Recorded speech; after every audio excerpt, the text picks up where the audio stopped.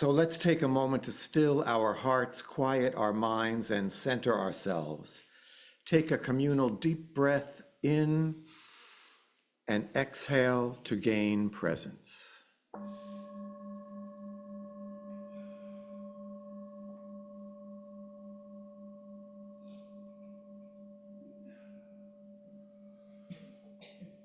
We are far from polished, far from pristine. But that doesn't mean we are striving to form a union that is perfect. We are striving to forge our union with purpose, to compose a country committed to all cultures, colors, characters, and conditions of man.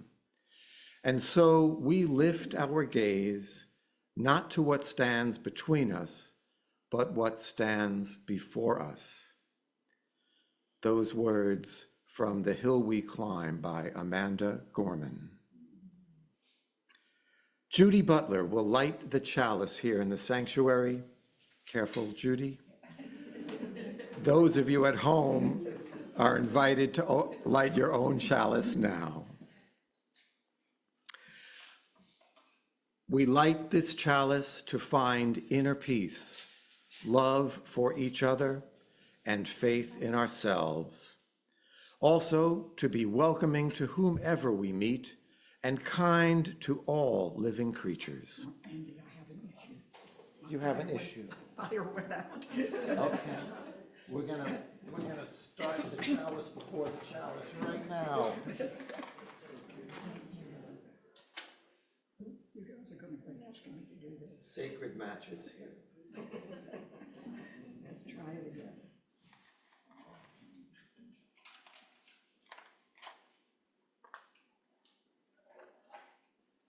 Beautiful. We light this chalice to find inner peace, love for each other, and faith in ourselves. Also, to be welcoming to whomever we meet and kind to all living creatures. So gather around this light of hope, that light of hope, as we share this time together. That chalice lighting by the Oberlin UU Fellowship in Oberlin, Ohio. Before we sing the first hymn, let me remind our remote participants to leave yourselves muted. However, we want you and whoever is with you to sing with us as big and loud as you like. Make it a joyous experience. Please stand in body or spirit and sing the opening hymn, number 148, Let Freedom Span Both East and West.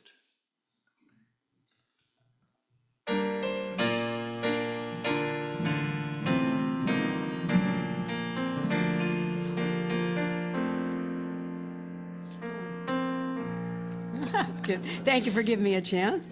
Let freedom span both east and west, and love both south and north, in universal fellowship throughout the whole wide earth. In beauty, wonder everywhere, let us communion find.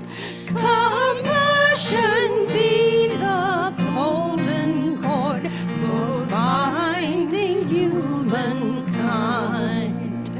Beyond the barriers of race, of color, caste, and creed, let us make friendship human worth, our common faith and deed. Then caste and west will meet and share, and south shall build with north, one human commonwealth of good throughout the whole wide earth. Welcome to the Unitarian Universalist community of Cambria. We're glad you have joined us today. Our UUCC sanctuary sits on land that the Salinan and Chumash indigenous peoples historically inhabited. The Salinan creation story was preserved primarily through oral tradition and recorded by early anthropologists. The myth reflects a deep connection to nature, animals, and the supernatural. In the beginning, the world was dark and covered with water. There was no land, no people, no animals, only eagle, coyote, and hummingbird existed. Perhaps in the future we can hear the whole story from a member of the Salinan nation. In the meantime, we honor their contribution to this region and give thanks for the opportunity to gather in faith on their unceded territory. Let us respect their legacy and protect their history as we occupy this sacred space. As Unitarian Universalists, we celebrate religious diversity and welcome all who journey in search of faith and spirituality. The UUCC is a lay-led congregation run by the democratic process. We invite speakers from different religious traditions and spiritual or scientific backgrounds, as well as community leaders, to speak at our pulpit.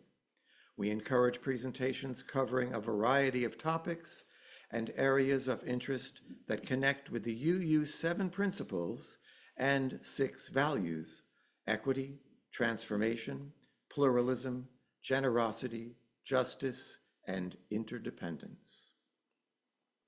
Today's service centers around the 3rd value, justice.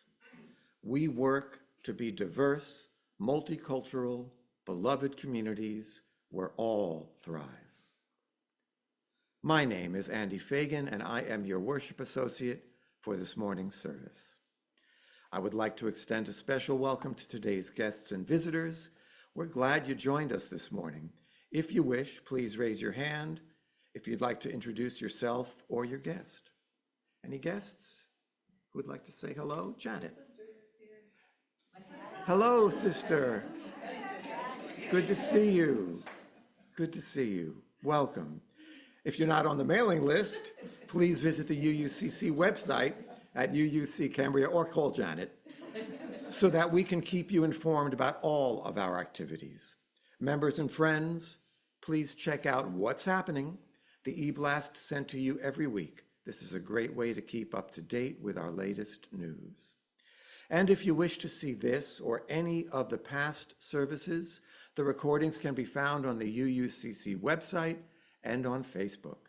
So again, good morning and welcome to everyone. Our affirmation is both a recognition of the nature of this community as well as a promise to which we aspire. This being the first Sunday of the month, let us now sing the affirmation. Love is the spirit of this church, and service is its prayer. This is our great covenant, to dwell together in peace, to seek the truth in freedom, and to help, and to help, and to help one another.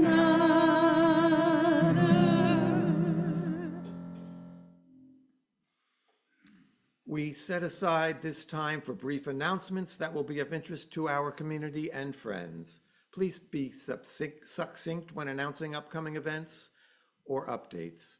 If you have an announcement, please raise your hand. When Julia or I call on you, come up to the podium or unmute yourself and then speak. And I'll start off with 3, or maybe 3.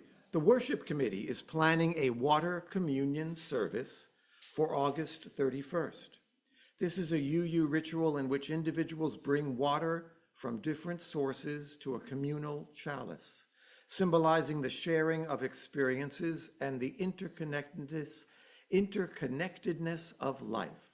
So, during this summer, try to collect a small amount of water from a place you have visited or a source that is meaningful to you, and plan to bring it to this sanctuary on Sunday, August 31st. Next announcement, the men's group will meet here at the sanctuary tomorrow at 10 a.m. and on Zoom. I'll send out a Zoom link for the men if they can't be here in person. And finally, for me, the TED Talk discussion group will gather exclusively on Zoom this Wednesday from 4 to 5 p.m. to watch and discuss a TED Talk. This week, we'll watch a talk titled A Theory of Everything, given by philosopher comedian Emily Levine, in which she talks hilariously about science, math, society, and the way everything connects. She's a brilliant trickster, poking holes in our fixed ideas and bringing hidden truths to light. It was recorded in 2002, so this is sort of a time capsule from the not too distant past, but very relevant today. So I encourage you all to attend, and that link will be in the newsletter. And if you can't get the newsletter, give me a shout and I'll send it to you personally. Okay, now, Ted, would you like to make your announcement?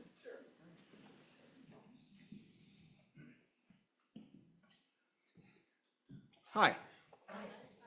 On the 26th of July, React is going to have it's going to be a big party. Basically, what it's going to be down at in Morro Bay at the Tidelands Park.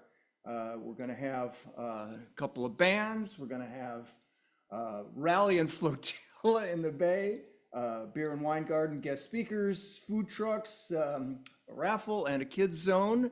So there'll be something for everybody. This fight is far from over, but we want to have a more happy tone to our fundraiser. We've done a lot, but we still have a long way to go. So if you can come down and join us, there's lots for everybody. Thanks.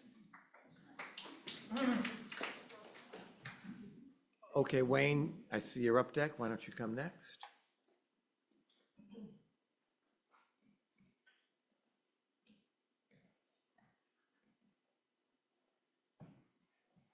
I feel like I'm the green space town crier or something like that. 2 weeks from today, the Green Space Speaker Series will feature Roy Dunn, a wildlife photographer. Lives here in town. One of his specialties is videotaping hummingbirds in flight. Anyway, it'll be 4 o'clock, 2 weeks from today, here. Okay, thank you, Wayne. Kathleen, do you have an announcement? Yes. Okay, come on up.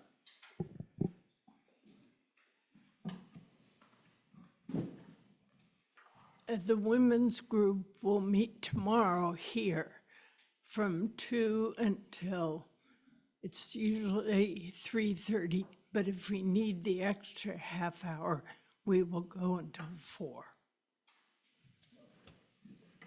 We never know. Should the men leave it? We sit around a table. Do you all like to have a table set up or not, women's group?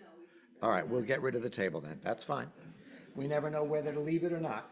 Wow. Okay. It looks for Rebecca.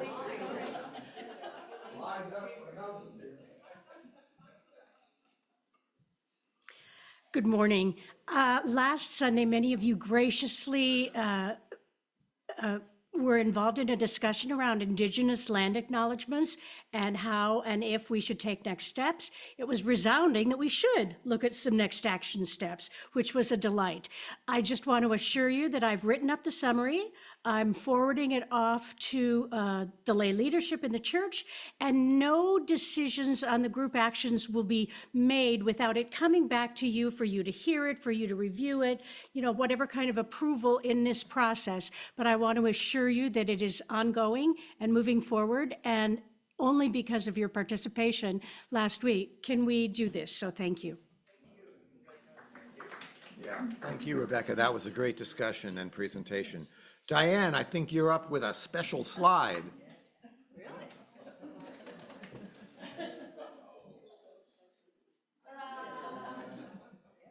We have our UUCC fundraiser coming this Saturday, July 12th at 3 o'clock. You can come a little early if you would like to decorate your paddles. And I want to show you this paddle, which is an example of how you should not do your paddle.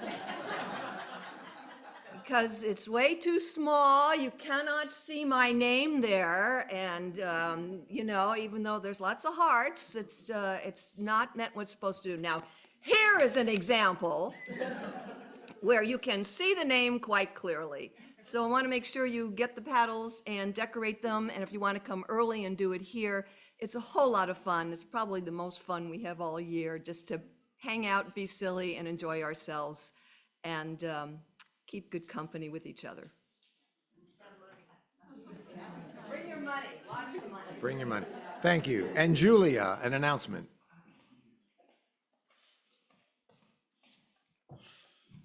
Good morning. I'm making an announcement on behalf of Susan Mackey. Some of you know Susan. She is the organizer for Indivisible of Cambria. She works closely with Tree for the demonstrations on the corner, and she's very involved with immigration issues in Cambria, a lot of reach out. And so she sent me an email and wanted me to mention this to the UU members. So I'm just going to read the email, but I guess a little background. Slowforhome.org is an organization mostly like in Santa Maria, SLO, and Homo, and they work to bring Afghan refugees who have been in, refugee camps for years to SLO. And she has adopted a family. She helps them assimilate and all of that. So another family is coming, and they're coming to Cambria. So it's a family of 4, husband, wife, a 1-year-old daughter and a 4-year-old daughter. The daughters, I figure, know nothing of life except a refugee camp. Okay. Wanted to see if you could check with the UU about something.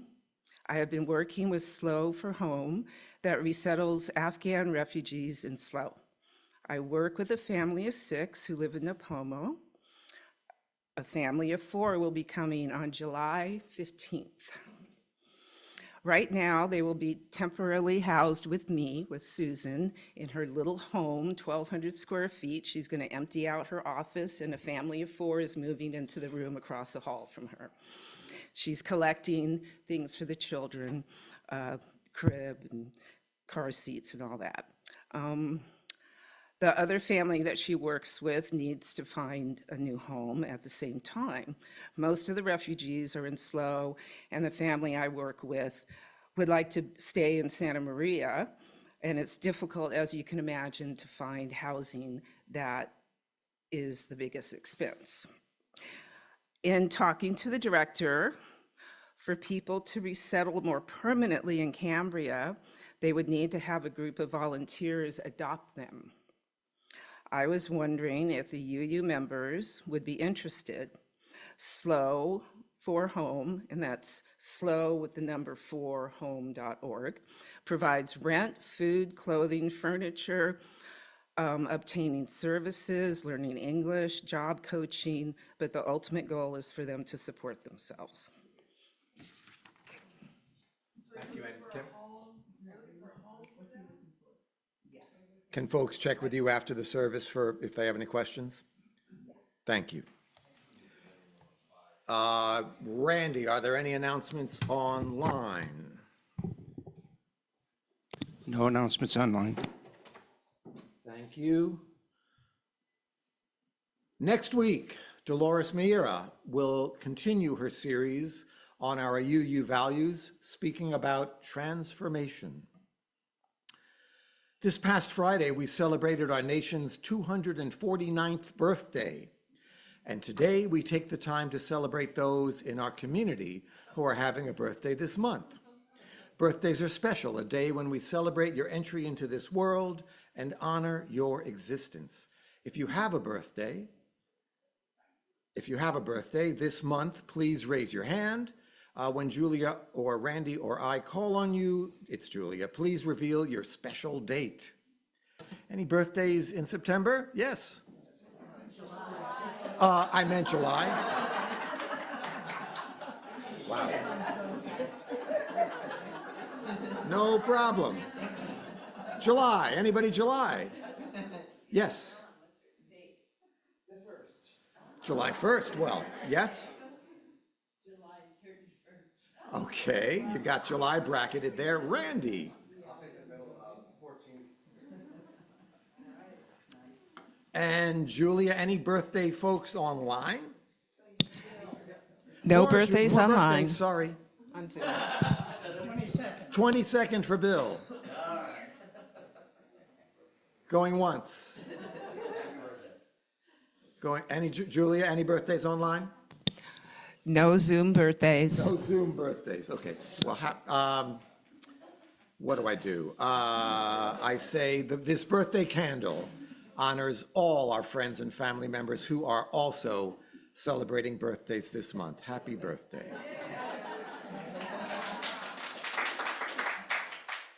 Joys and concerns is a time for sharing. If you wish, you may come forward and briefly express a personal celebration, sorrow, reflection, or gratitude. The collective flames of these candles embody all the joys and concerns which may have gone unspoken today, but are deeply felt in this community. The first reading is an excerpt from America the Beautiful, the stirring story behind our nation's favorite song by Lynn Sher. But first, a little background. And there's a couple of slides. There's the book, okay. And Catherine Lee Bates, the author of the poem that became the beloved song, was an extraordinary woman. She was born August 12th, 1859 in Falmouth, Massachusetts, on the brink of the American Civil War. Well educated, she attended Wellesley College and went on to teach high school English, study further at Oxford University, serve as a correspondent for the New York Times, contribute to numerous prestigious periodicals, and achieve professor level at Wellesley College. Bates was an activist, an advocate for peace, and following World War I, she campaigned for establishment of the League of Nations, predecessor to the United Nations. She never married and is known to have had a long relationship with fellow author and academician Catherine Coleman. She loved to travel, which was always challenging in her day. In addition to Great Britain, her travels took her to Egypt and the Holy Land and the American West. In the summer of 1893, while teaching at Colorado College in Colorado Springs, she journeyed with a group of professors in a horse-drawn wagon emblazoned with the pioneers' slogan, "Pikes Peak or Bust." As they reached, I read from the book now, as they reached the gate of heaven's summit, nearly 3 miles high, in the clear crystal air, above the clouds and beneath radiant blue heavens, Catherine fell silent. But for Catherine Lee Bates, her one ecstatic gaze at the panoramic view across the vast continent was a revelation. To the east, the golden sweep of plains across America's heartland. To the west, the regal mountains that outlined the pioneer's dreams. All the images and impressions she had been collecting on her journey coalesced in the infinite horizons before her. America's possibilities were limitless. That night, when she returned to the Antlers Hotel, she wrote in her diary, quote, "Most glorious scenery I ever beheld." More significantly, she opened her notebook and jotted down some verses that had come to her on the spot. Oh, beautiful for, and you know the rest.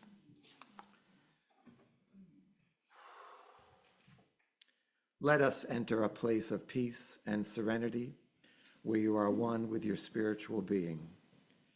Be at peace within your space where the absence of all that is temporal is its most cherished gift. Let us enter the stillness.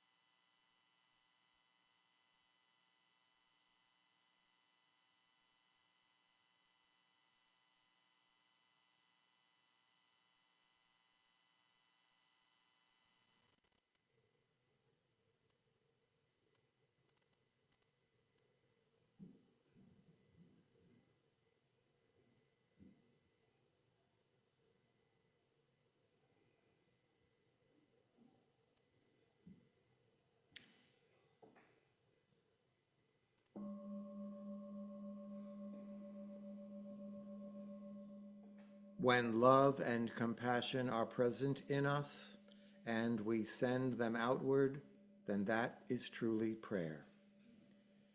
Further, in sending love outward, we may notice a change in our own heart.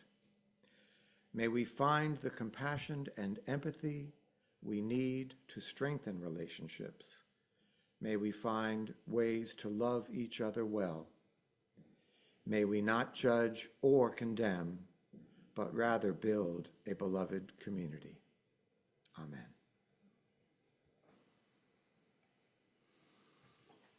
Today we are discussing the song America the Beautiful in the context of a very current, very controversial events, which have led some in this congregation to question just how beautiful America is at this moment. Some of you may recall that in recognition of Memorial Day, as part of our May 25th service, we sang America the Beautiful. And at least one of us found it very upsetting. And there's a beautiful picture of the song, an antique version of it there. At least one of us found it very upsetting, feeling deeply conflicted between their patriotic love of country and their dismay given current events.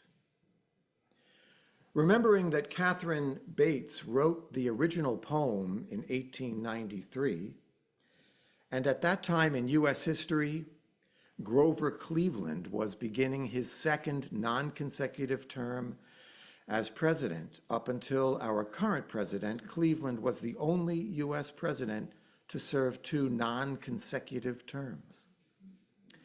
The U.S. economy was in a very bad depression, bank failures, unemployment soaring, homelessness, and labor unrest. A number of our great national parks had recently been established, Yellowstone, Sequoia, Yosemite, Kings Canyon among them. The famous Chicago World's Fair, also known as the World's Columbian Exposition, was underway. Frank Lloyd Wright was just beginning his career. Emily Dickinson's work was posthumously gaining popularity, and Walt Whitman had just died. Ragtime was emerging as a popular music form. While Southern states were rapidly enacting Jim Crow laws, poll taxes, literacy tests, and the Supreme Court had gutted civil rights established during Reconstruction. And finally, we must not forget the composer of the song, America the Beautiful, Samuel Augustus Ward, a Victorian gentleman who served as the organist at Grace Episcopal Church in Newark, New Jersey.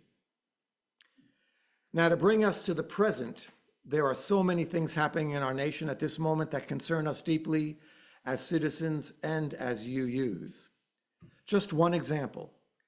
Here's a letter from the House Committee on Homeland Security stating that the committee is, quote, conducting oversight of the potential use of federal resources to facilitate illegal immigration, end quote. This letter was distributed to numerous non-governmental organizations, NGOs, including the Unitarian Universalist Association, the national organization representing UU congregations across the nation. And here's the UUA's response. The Foley in the upper letterhead is the name of the law firm representing the UUA in this matter. I've highlighted a section of the UUA letter, and now I'll read it to you. To answer your question, to the UUA's knowledge, after reasonable review, the UUA did not receive any grant, contract, or other form of disbursements from the federal government in the time period. While the stated purpose of the letter relates to the purported use of federal resources, certain aspects of the letter and survey appear to target the UUA and its members' fundamental rights to exercise their religious practices protected under the First Amendment to the Constitution and the Religious Freedom Restoration Act. As a religious organization freely exercising its long-standing faith and beliefs within its rights, the UUA serves its religious communities and extends its ministry in keeping with fundamental UU religious values for justice, compassion, and freedom. Furthermore, the UUA objects to any use of the letter, including the linked survey, to intimidate or interfere with constitutionally protected rights of free speech and free exercise of religious practices. So, we're in the battle, right here, right now. Before we begin our circle conversation, allowing you to share your thoughts, I wanted you to know that Catherine Bates revised the song lyrics at least twice, perhaps under pressure to do so. No proof of that, but we wonder. Here are 3 versions, and I've highlighted a few phrases which stood out to me as the song transitioned. One is in the original version from 1893, "Till selfish gain no longer stain the banner of the free." I like that. And then there's also, though, "Till nobler men keep once again thy whiter jubilee." What's that about? And then finally, the last one I'll bring out, and I can share this later if you care. "America, America, God mend thine every flaw, confirm thy soul in self-control, thy liberty in law." As a Unitarian Universalist, how do you balance your love of country and your patriotism with a period such as the present, in which events seem to be moving in opposition to what we believe in? Thank you.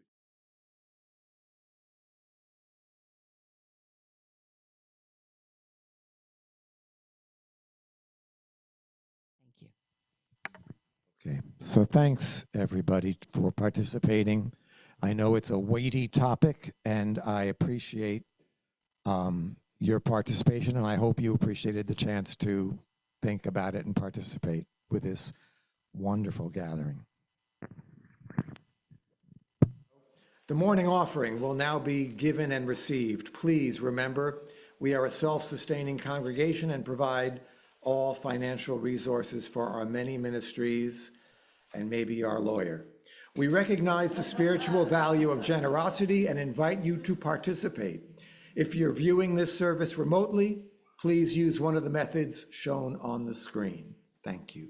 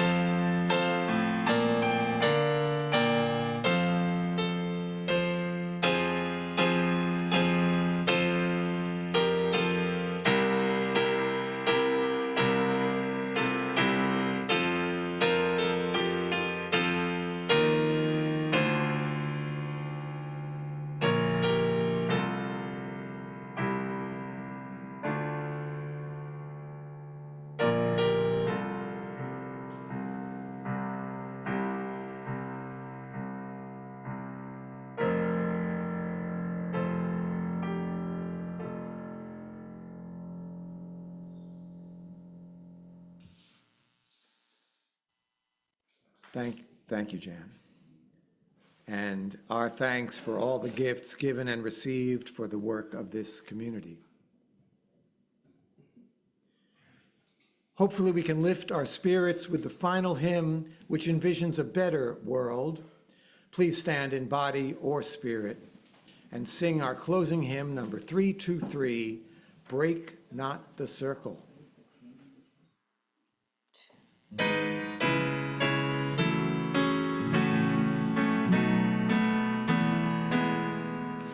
Break not the circle of enabling love, where people grow forgiven and forgiving. Break not that circle, make it wider still, till it includes, embraces all the living. Come wonder at this love that comes to life, where words of freedom are with humor spoken, and people keep no score of wrong and guilt, but will let human bonds remain unbroken. Join then the movement of the love that breeds, till people of whatever race or nation will truly be themselves, stand on their feet, see eye to eye with laughter and elation.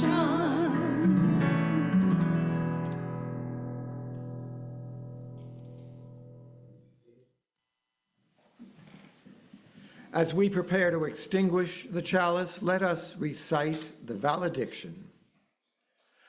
We extinguish this flame, but we keep its light in our hearts, with its message of love and justice, taking it outside these walls to the world we live in. Please extinguish your chalice at home now.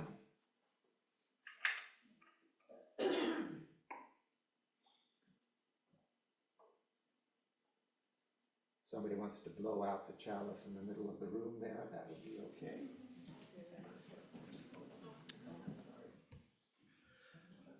Now let's stand again, if you're able, and join hands this time.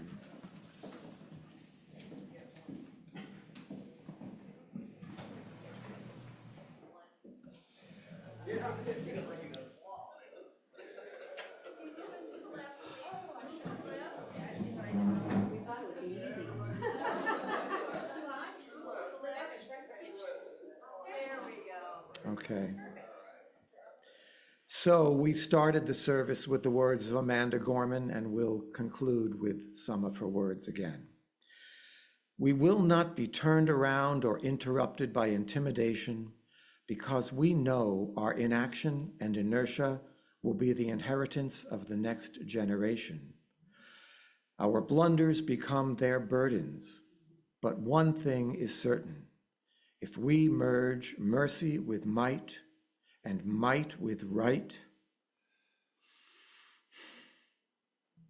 then love becomes our legacy and change our children's birthright. So let us leave behind a country better than the one we were left with. Amen.